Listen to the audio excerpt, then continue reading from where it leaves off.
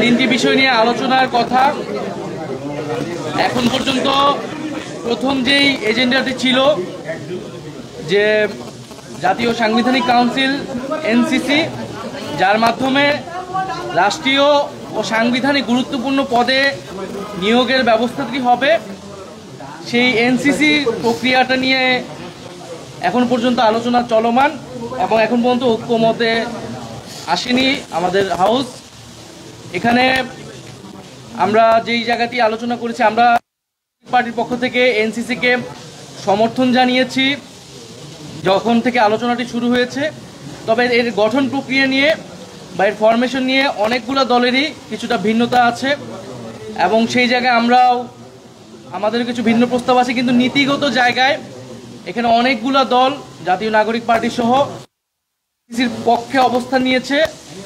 অর্থাৎ এই যে গুরুত্বপূর্ণ কমিশনগুলো রয়েছে বা প্রতিষ্ঠানগুলো রয়েছে, প্রধানত নির্বাচন কমিশন নিয়ে অনেক আলোচনা হয়েছে, কারণ বিগত সময়ে আমাদের অভিজ্ঞতা আমরা জানি এই নির্বাচন কমিশন বা এই ধরনের গুরুত্বপূর্ণ প্রতিষ্ঠানকে কিভাবে দলীয়করণ করা হয়েছে তার নিয়োগের মাধ্যমে। ফলে নির্বাচন কমিশন, দুদক, পিএসসি অথবা মানবাধিকার কমিশন, এই কমিশনগুলোতে কোনোভাবেই আগের যে আইন, আগের যে সিস্টেম, সেই সিস্টেমে নিয়োগ আমরা সমর্থন করি না। ঐক্যমত্য কমিশনের পক্ষ থেকে একটা প্রস্তাবনা রয়েছে, আমরা বলেছি যারা বিরোধিতা করছেন তাদের কাছে যদি এর বিকল্প কোনো প্রস্তাবনা থাকে যে আমাদের কনসার্নটাকে অ্যাড্রেস করতে হবে যে এই কমিশনগুলো যাতে নিউট্রাল থাকে, দলীয়করণ না হয় এবং রাষ্ট্রের আস্থা যাতে এই প্রতিষ্ঠানগুলোর উপর থাকে, যারা নিয়োগপ্রাপ্ত হচ্ছেন তাদের উপরে থাকে, তো সেই বিষয়টা যাতে নিশ্চিত করা হয়। তো সেই আলোচনাটা এখনও চলমান এবং আমরা আশা করি যে সবাই আমাদের যে জুলাই গণ অভ্যুত্থান এবং আমাদের যে গণতান্ত্রিক রাষ্ট্রের আকাঙ্ক্ষা, সেই আকাঙ্ক্ষার প্রতি শ্রদ্ধাশীল থেকে আমাদের ভবিষ্যৎ বাংলাদেশ নতুন প্রজন্মের প্রতি সবাই চিন্তা করে আমরা যার যার দলীয় অবস্থানের বাইরে এসেও আমরা জাতির স্বার্থে একটা ঐক্যমত অবস্থায় পৌঁছাবো। আর বাকি দুইটা এজেন্ডা নিয়ে এখনো আলোচনা আসেনি, তো এই বিষয়ে আমরা এখনো কিছু বলতে পারছি না।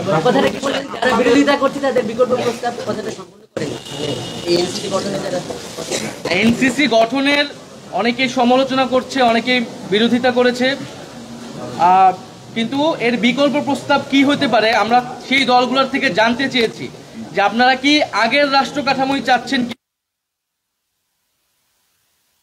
দলীয়করণ করা হয়েছে রাষ্ট্রীয় প্রতিষ্ঠানগুলোকে, যার ফলে আসলে আমাদের নির্বাচন ব্যবস্থা ভেঙে পড়েছে।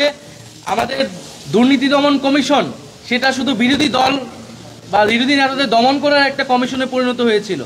আমাদের মানবাধিকার কমিশন থাকা সত্ত্বেও এই যে গত 16 বছর গুম হয়েছে, খুন হয়েছে, বিচার বহির্ভূত হত্যাকাণ্ড হয়েছে, একটা কথা এই কমিশন বলতে পারেনি, কারণ এই কমিশনগুলো সম্পূর্ণভাবে নির্বাহী বিভাগের একজন ব্যক্তির এবং একটা দলের আজ্ঞাবহে পরিণত হয়েছিল। তাহলে এই ব্যবস্থা তো আমরা চাই না।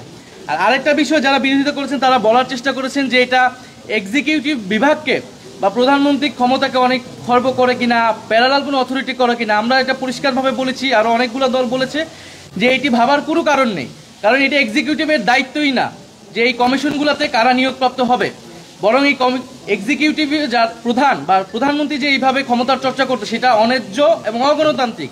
সেই সিস্টেম, সেই সংস্কৃতি থেকে আমাদের সরে আসতে হবে।